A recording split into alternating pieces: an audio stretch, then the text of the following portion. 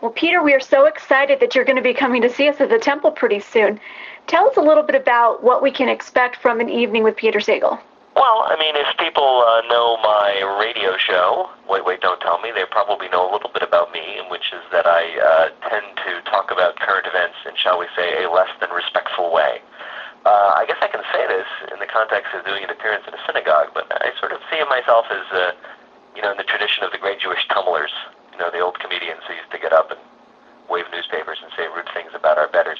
Sometimes when I leave the context of my show, I'm not doing sort of a silly quiz about silly things, sometimes I go into things more in depth. A lot of times I look at these these appearances I do on rare occasion in front of groups such as the synagogue to talk about things a little more depth than I can in the show and give you a sense of what I think about what's going on in the world based on the fact that I'm sitting around and staring at it for a living. So is it going to be something you would say kind of humorous or more serious? Oh, yes.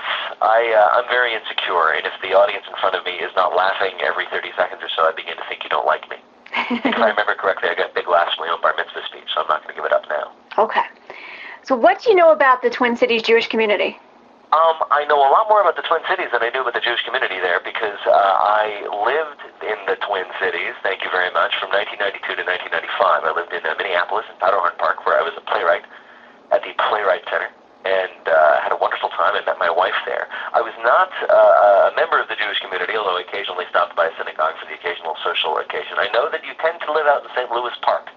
I know that for some reason, and out there in Minnetonka in the western suburbs. So I occasionally stop by at the occasional Passover Seder at a friend's house. Okay, well, we're in Minnetonka, so do you get to Minnetonka often? The very first place I ever went to in Minnesota was in Minnetonka. I was invited, when I moved to there, a friend of mine invited me to stay at her parents' place. Oh, you can stay at my parents' place for a week or so while you look for your own place, and I did.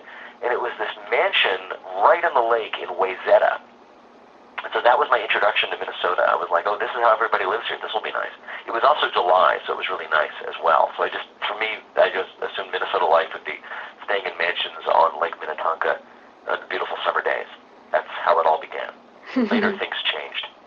Talk a little bit about your Jewish experience. Well, I grew up Jewish, strangely enough. So was everybody in my family. In New Jersey, suburban New Jersey, which is not, and actually Al Franken, of all people, who made this comparison on our show, which is that all Jewish suburbs tend to be like all other Jewish suburbs. So I'm sure the suburb where I grew up, it was an awful lot like, say, the Jewish suburbs as depicted in the movie A Serious Man, the Jewish suburbs of Minnesota. I belonged to a conservative synagogue, the Jewish Community Center of Summit, New Jersey. I was bar mitzvahed and confirmed and all that good stuff. My brother, in fact, is a rabbi in suburban New Jersey, not 10 miles from where we grew up, in the town of Westfield. He's a Reform rabbi at Temple Emmanuel. Very cool. And we are, of course, a Reform as well. So you grew up conservative. Are you now still conservative, or are you Reform? I am, let me put it this way. I am agnostic religiously, which, as I said to a group of rabbis who I spoke to in San Francisco last year, an agnostic is an atheist who is afraid God will hear and get mad at him. So I can't say I'm tremendously involved in Jewish religious life now. I can't say I am at all, in fact. I'm what people like myself call a cultural Jew, and other people get mad at us when we say that. So, okay, moving away from the religion, let's talk a little bit about community. Sure. Do you feel that community is important, and how so?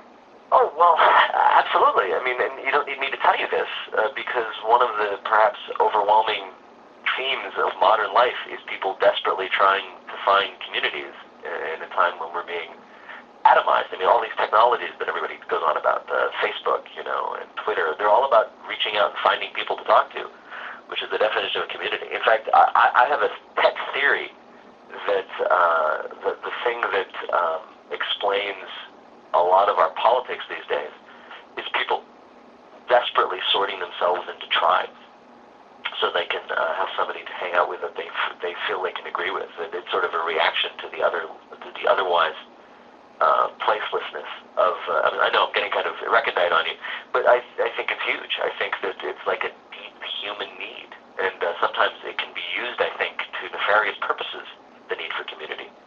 If you are out there and you want to convince people of something, you can convince them that they're part of a community community under an attack by another one, and you can get them to pay you a lot of money for your books.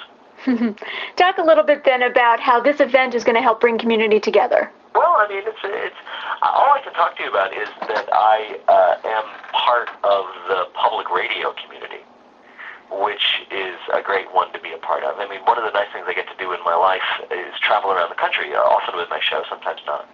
And wherever I go, I meet the members of the public radio community who come from all walks of life, but happily identify themselves as this wonderful group of people who come together on, I guess, I don't know if you'd call it content or a worldview, but I guess it's kind of a value system that involves valuing intelligence, valuing reason, and fortunately for me, very silly humor.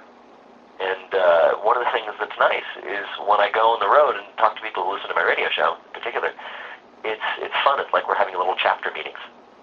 Very good. Anything else that you'd like to add? No, it's just I'm really, many years after coming to Lake Minnetonka to arrive in Minnesota, I'm very happy to be coming back, and I'm looking forward to seeing everybody in my old home in the cities, and I wish I was coming during baseball season because I'd love to see a game at the new field. Well, thank you very much. We are looking very forward to having you. Sure, my pleasure.